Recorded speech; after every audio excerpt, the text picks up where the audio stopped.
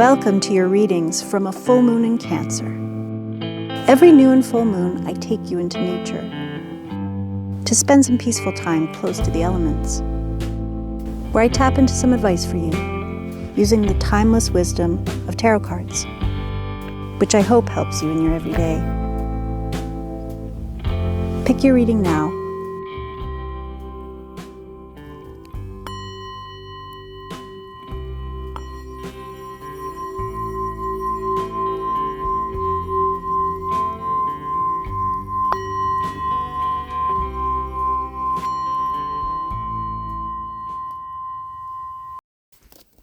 The other reason I take us into nature is because that's where much of the symbolism of tarot and astrology was born.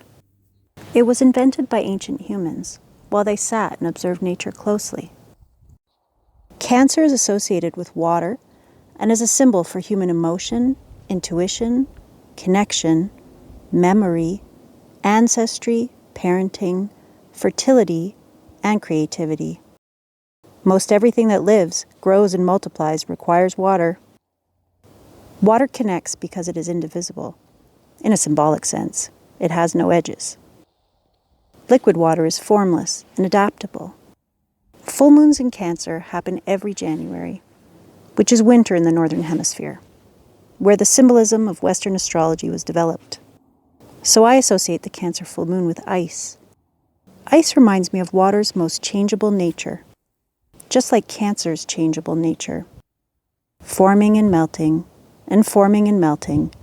depending on the heat of the sun. Cancer's planetary ruler, the moon, is also changeable, with its light waxing and waning, depending on its location with respect to the sun. Enjoy your reading.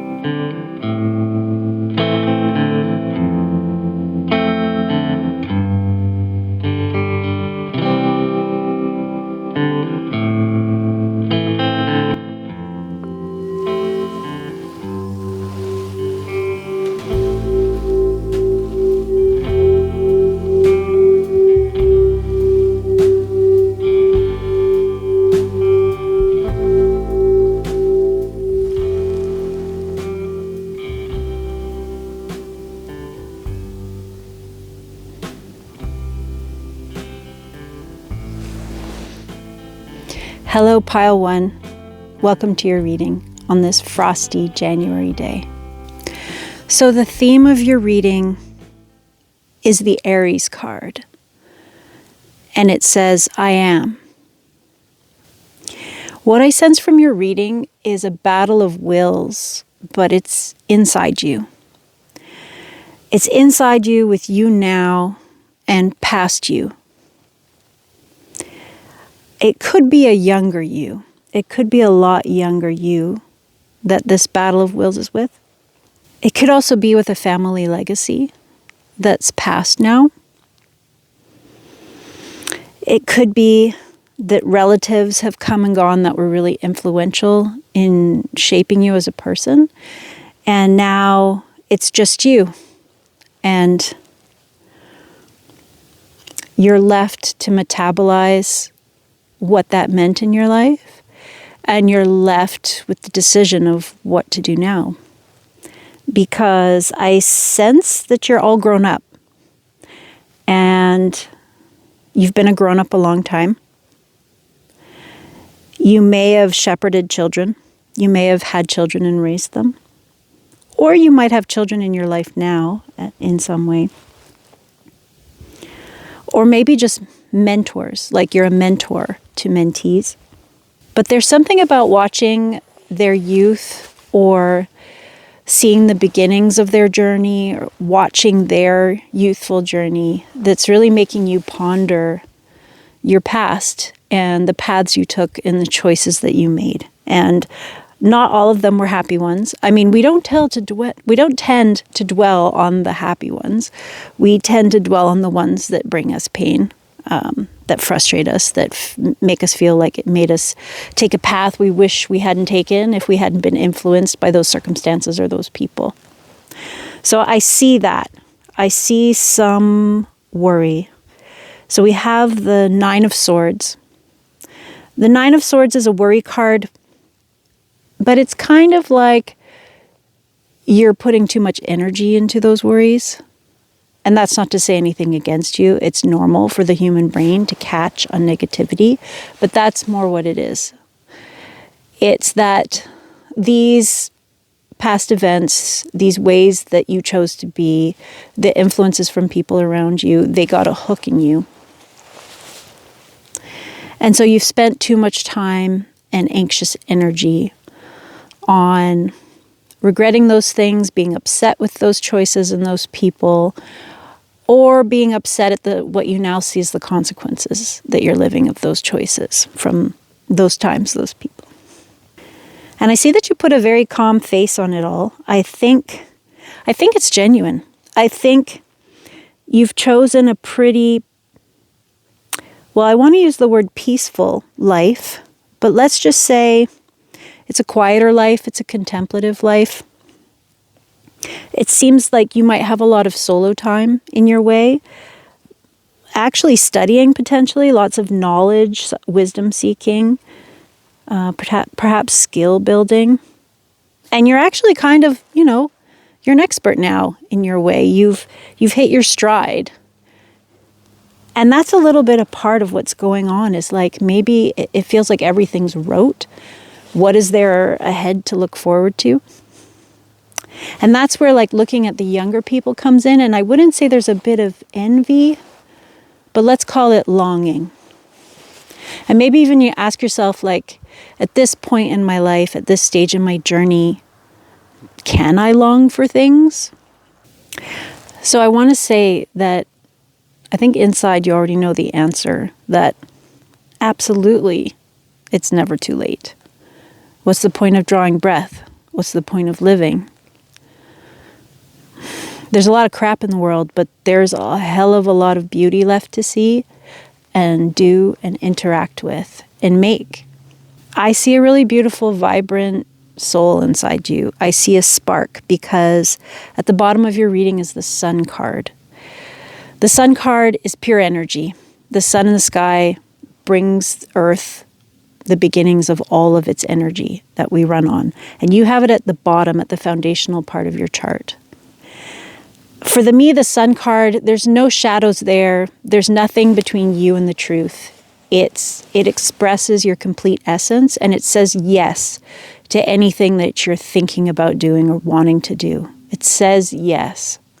And yet it's at the bottom of your reading, which is also a shadowy place, because it means that it might not completely be all brightly lit up inside your consciousness right now.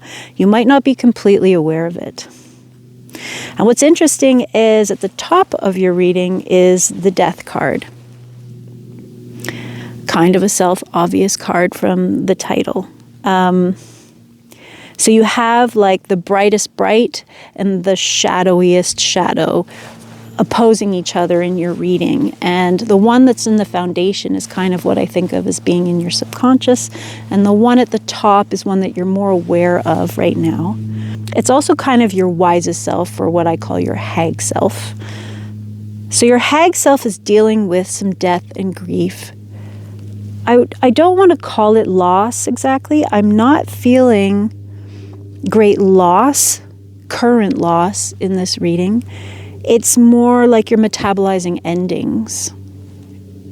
And you're not quite in the new beginning, which often happens. I mean, transitional spaces, we can't put a length of time on that. It takes what it takes.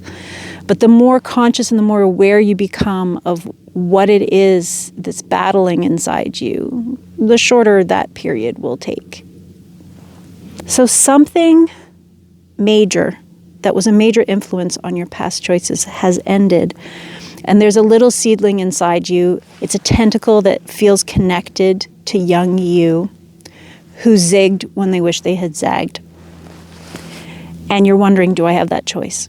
Do I have that choice now? Because I feel this longing, but I look at the youthful people in my life and I think, oh, it's not for me, it's for them. I had my shot, I messed it up. And I just don't believe that. And I just think some of this outward calm that you project is kind of containing a fireball in there. And that You could ignore it. You could choose to ignore it, but I don't think it's going away. And when we ignore that type of rebellious energy inside of us, it's going to come out some way, and it's going to come out some way you may not love. But I actually don't see a lot of upset in this reading. This really feels like an internal place. I don't feel like outside events are trying to force you into any decisions here. I think it's about whether you're willing to break the calm in your life for a little bit of experimentation to feel more alive. Now, you're watching me, you're watching this channel. I'm going to say, hell yes, go do it. I'm going to say, hell yes, it doesn't have to be massive and breaking your life apart. But you have in the hopes section of the reading, traditionally hopes and fears. But here I see a hope card, and it's the Ace of Wands. And this particular card, it has an older woman with a blank canvas and a bright sunrise. You're ready to paint exactly the exciting thing that you wish you had painted 20 years ago. You have the chance to unlock that energy inside you. And that energy is the fountain of youth. Because vibrancy is the fountain of youth in this life. And we all have access to vibrancy, no matter what age we are, no matter what physical state we're in. It's an inside job. And the more you open to it on the inside, the more you can bring that energy in from the outside, from the external, from the people in your life, from the simple, beautiful places you get to visit, like where I'm sitting right now. Because the more you unlock that vibrancy inside, the more you will seek out those situations and places and events, and you will get energy from the outside that you didn't think you had access to before. Because the very first card of your reading is the Temperance card, which is about the perfect mix, and it's also a card of healing. But the last card is the King of Swords. I'm a little worried that you're not going to say yes to yourself. I mean, hell, you don't need to listen to me. You don't have to say yes to me. I'm going to say do it. But you don't have to listen to me. But I'm worried you're not going to listen to yourself.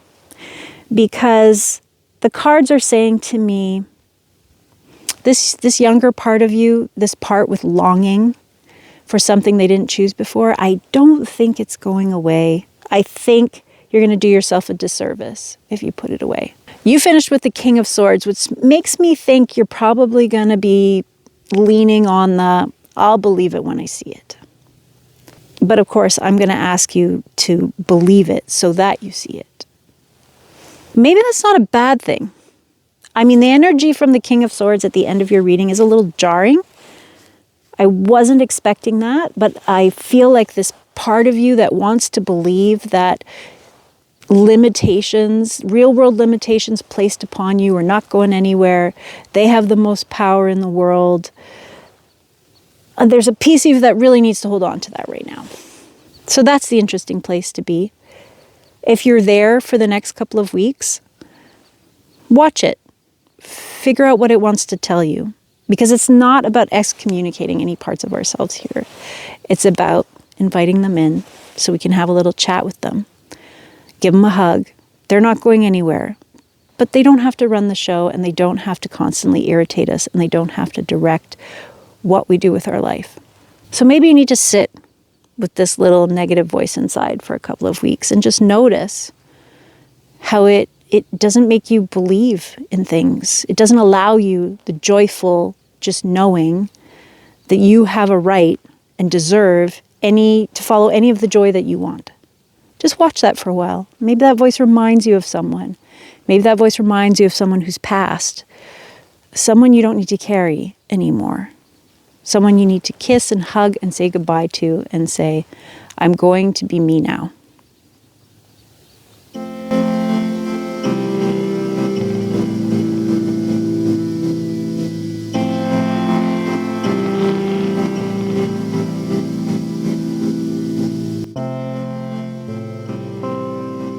Welcome to your reading, pile number 2. I'm going to read the theme of your reading from your oracle card, titled Saturn Return, Age.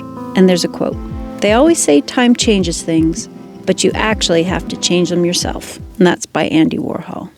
Saturn returns can be a painful time because they show you what you wanted to work, but was never going to work.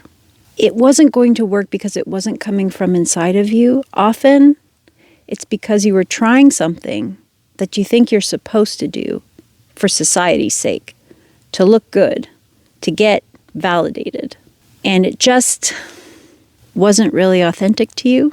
Or more often than not, you tried to make something that you really liked when you first found it, and you tried to make it into more than it really was ever going to be.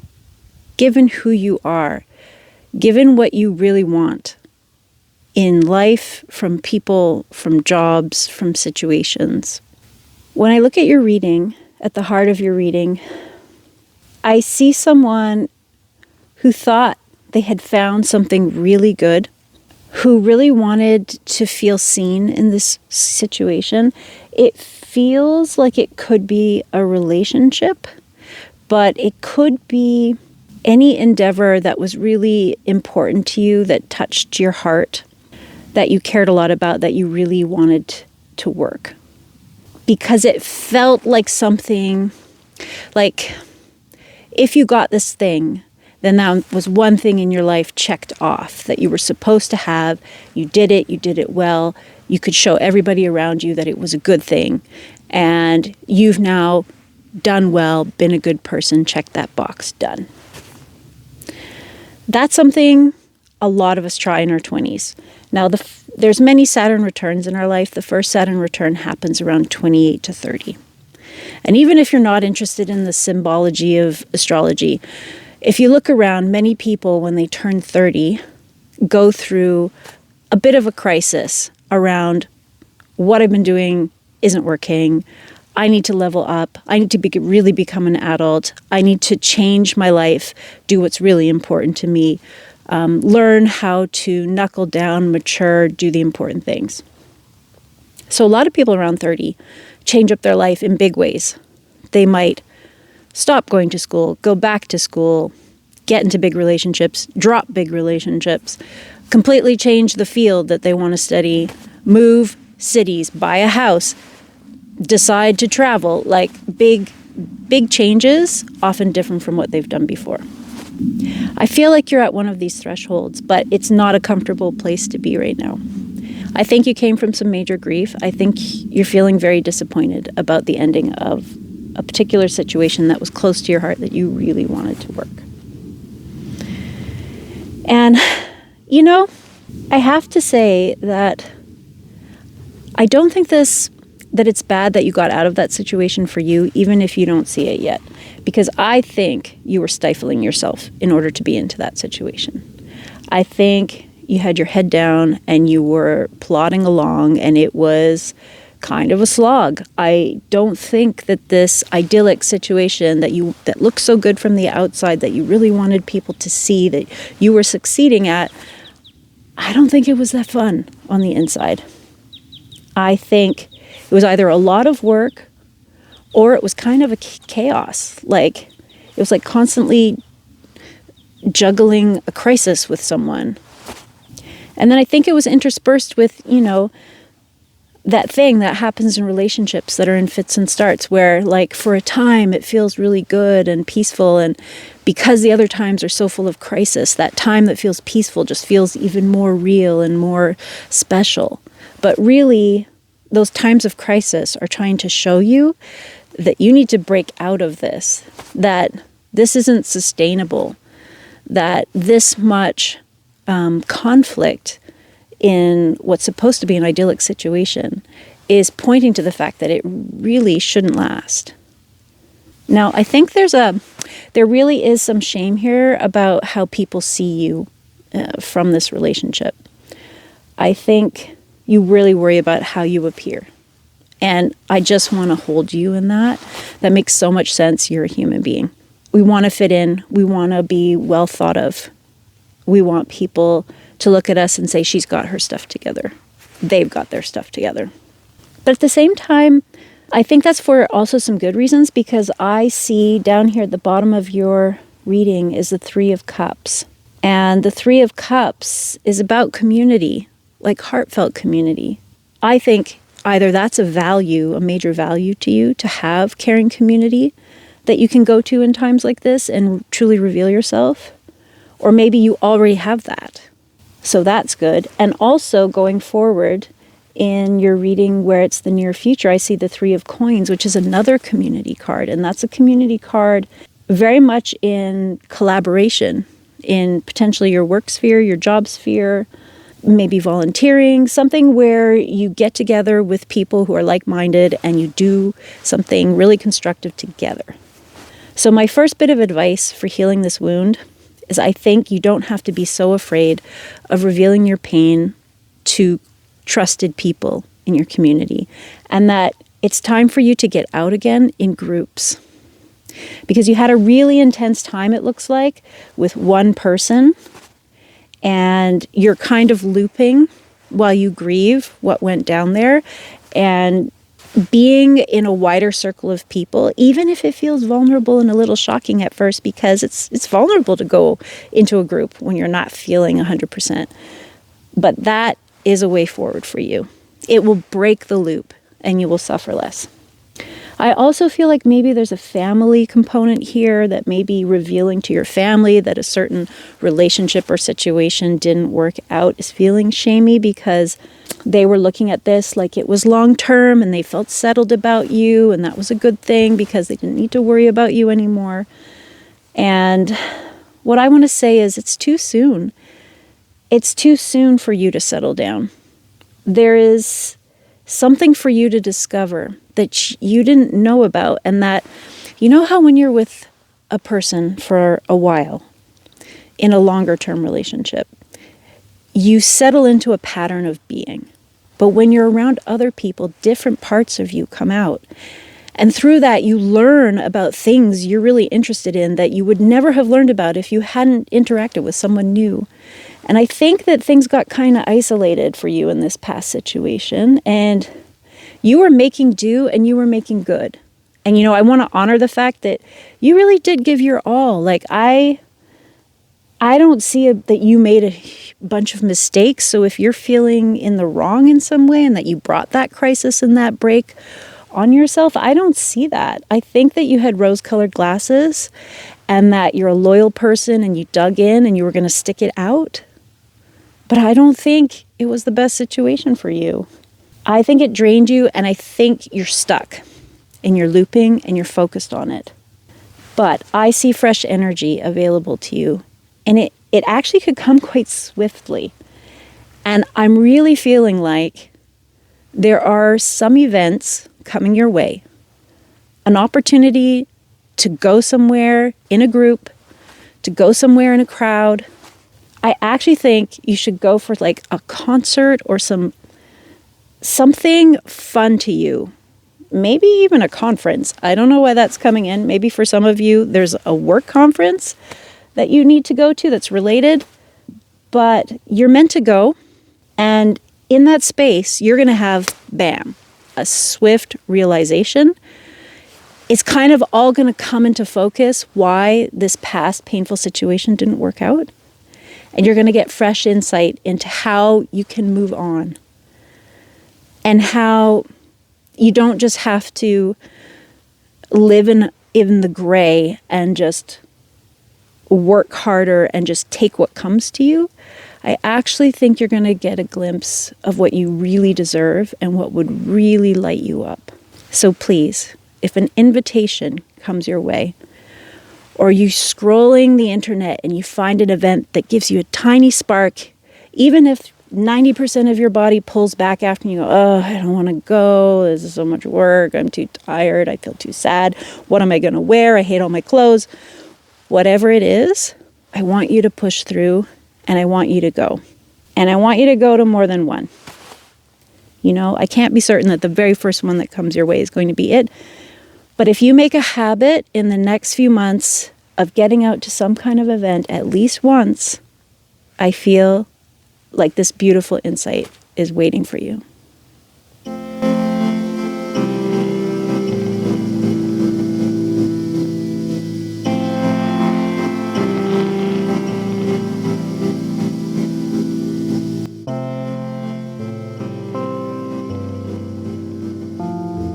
I'm going to start by reading the theme from your reading, from your oracle card. You have Black Moon Lilith, Mystery. It is time to be careful. Think of what might manifest over anger, bitterness, or revenge. What you have worked so hard for may collapse. Now, I'm a feminist, so I prefer to lean on what I think is powerful. I think Lilith is a symbol of feminine power. I don't mind the warning in this case, because when I look at this reading, I see an incredibly powerful individual, someone who is nurturing a lot of people in their life, who has it down, who is a multitasker, who gets the job done, who is probably taken a bit for granted in their life. This person is also incredibly creative, incredibly intuitive. And that word mystery from the oracle card, like this is a person who can see into the mysteries. And by that I mean their intuition can access knowledge from places they don't understand where it comes from. Really powerful knowledge.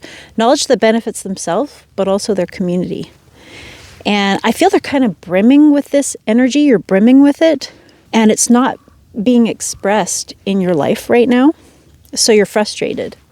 And honestly, that's making you a little bitchy to people you really, really care about. Now, I'm not saying that these people don't take you for granted, whoever these people are who you are nurturing. They probably do, because you just do your job so well and so seamlessly. And you expect a lot from yourself when it comes to taking care of those around you. And what's interesting is I think the vision you have in your head of how you would like your days to go with this close-knit group of people that you're with, this could be your family, but it also could just be roommates, it could be a community that you're involved in, some kind of group. Like the way you picture being with them and the way you're actually being with them is not the same. And I think you feel a bit bad about that. I don't think you need to go too far down the road of feeling guilty about this, but also I think that it's kind of healthy, because I think you're noticing that you're snapping at people, you're rough around the edges when you'd rather be loving and cozy. And I think it's because you are expecting too much. You are trying to get too much done. You're being an overachiever in a way that isn't serving you and isn't serving them. And it comes from the best intentions.